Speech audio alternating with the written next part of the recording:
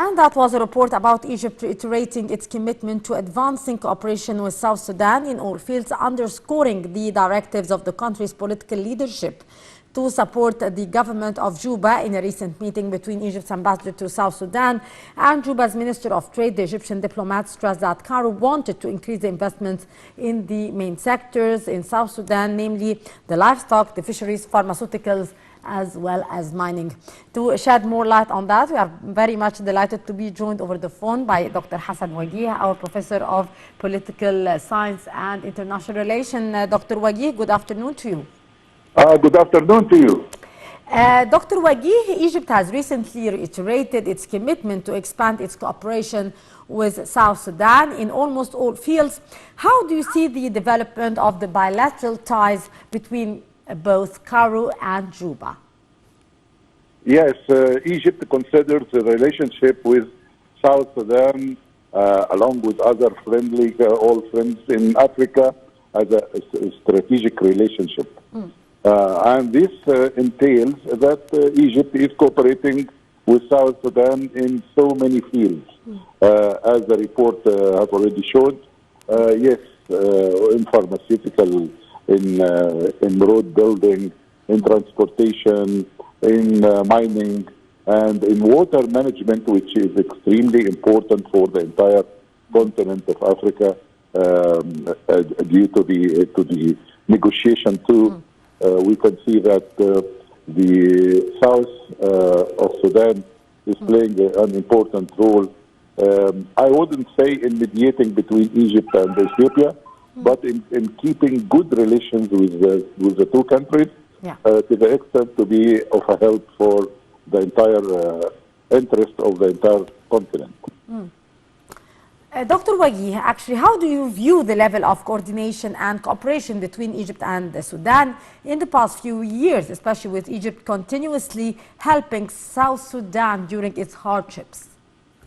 Yes, Egypt extended its hand to our brothers and sisters in South Sudan, as long as in other African countries.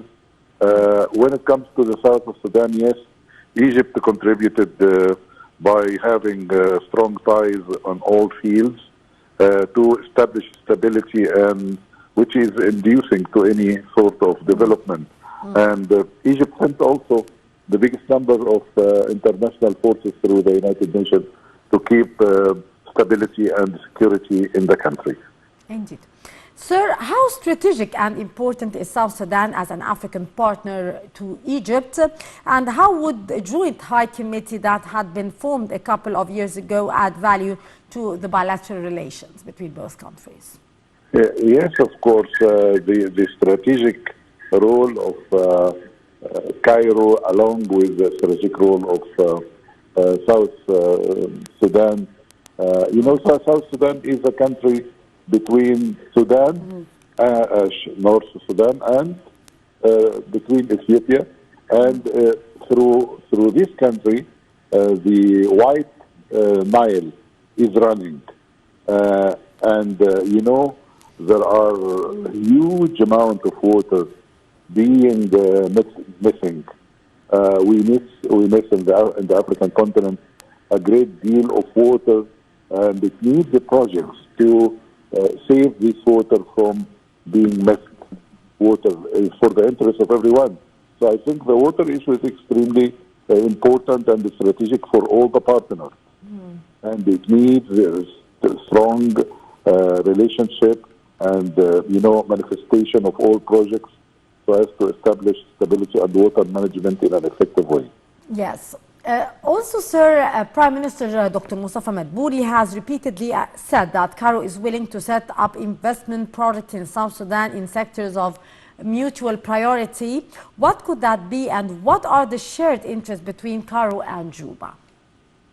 Yeah, when it comes to the priorities you are talking about and mentioned by the Prime Minister of Egypt, yes, there are many priorities.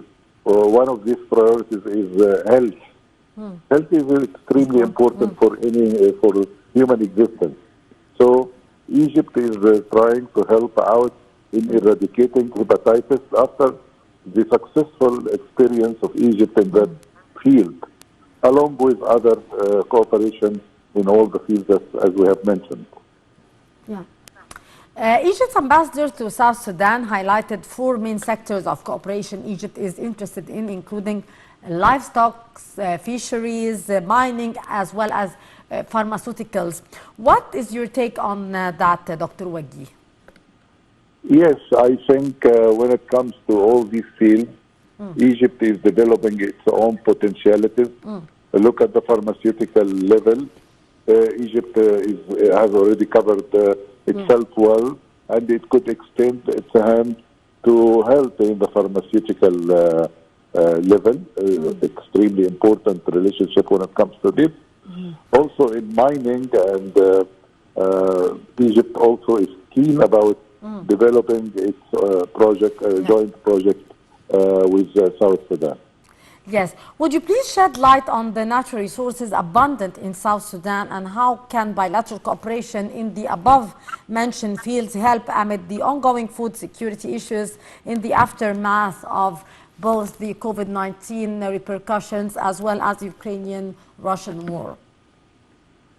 Yes, you came to a very important thing, which is about abundance. This is a buzzword.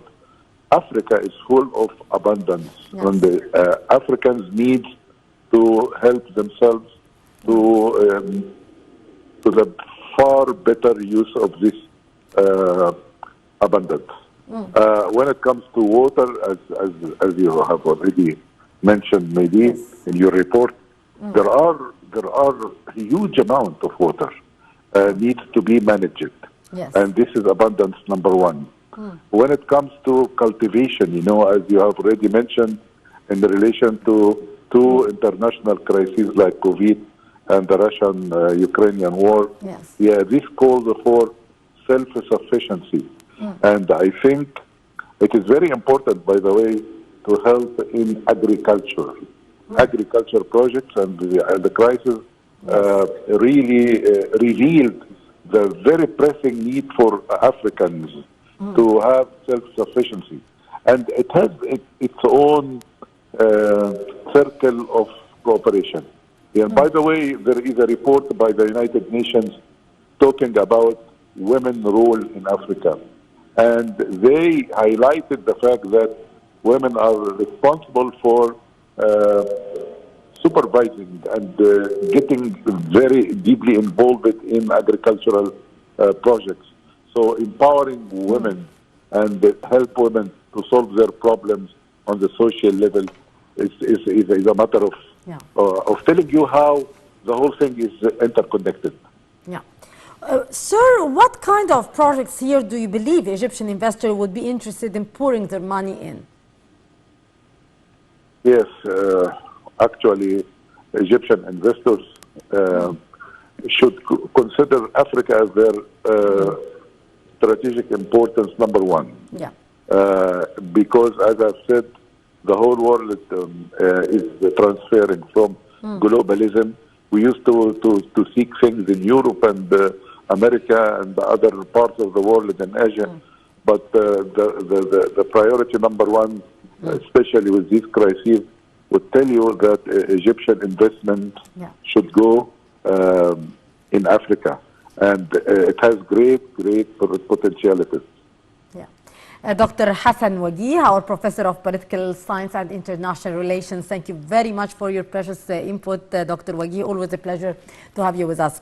And indeed, the Ethiopian government commissioned the UN agency to rebuild some of the destroyed infrastructure in Tigray as part of the project funded by the World Bank. The World Bank awarded a $300 million grant to Ethiopia in April to help conflict-affected community, including Tigray in the country. The project aimed to rebuild infrastructure destroyed by the